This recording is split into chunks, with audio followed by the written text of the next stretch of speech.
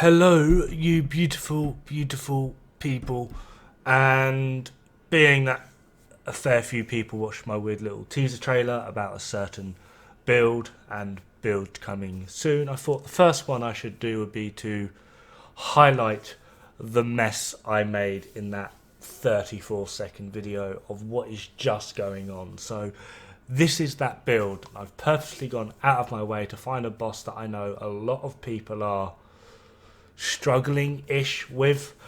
Now I've got this on Nightmare, which seems to be roughly the limit of just going balls in on this build. If you put it on Apocalypse, although this build does work, you can't quite just stand there and be like, I don't care, as I am with this little showcase. This build works absolutely amazing on pretty much everything, as long as you don't bite off more than you can chew.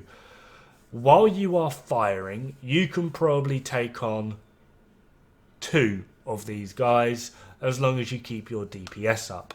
The catch to this is you have an absurd rate of fire, so you will go through your 50 round mag pretty damn quick and will need to reload or buff, take a quick item. You will need to hide. The plus side to this is you're damn well near immortal while firing. You do some pretty decent damage as well. I have already come across one build that was suggested to me by a lovely human, of which potentially is already going to be like the most damaging build in the game. The thing's a damn joke. We were playing around with certain things we could do with it yesterday, and we were chewing through Apocalypse like it was on hard. Like, I'm not even joking, we did that much damage. But still, this does do some hefty, chunky deeps.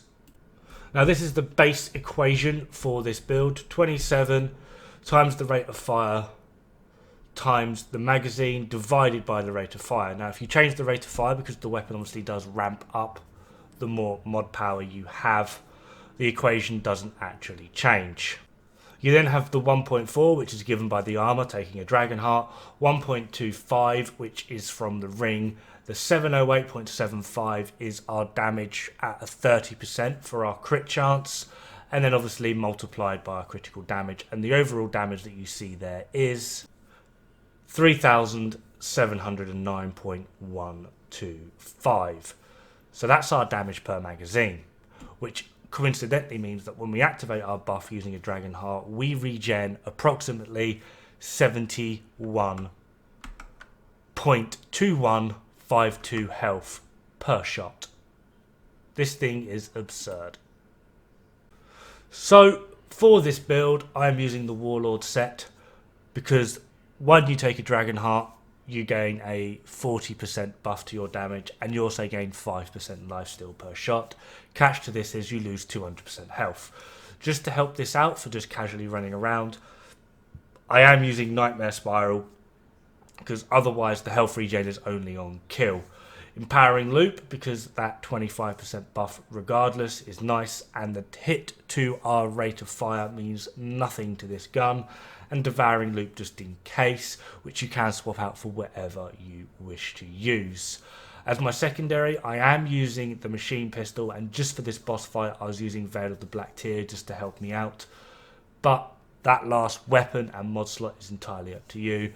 For the melee weapon, I have gone with Voice of the Tempest, because after doing that math video on the melee weapons, this thing is just absurd, and after a quick check on all the other melee weapons, nothing even comes close to it.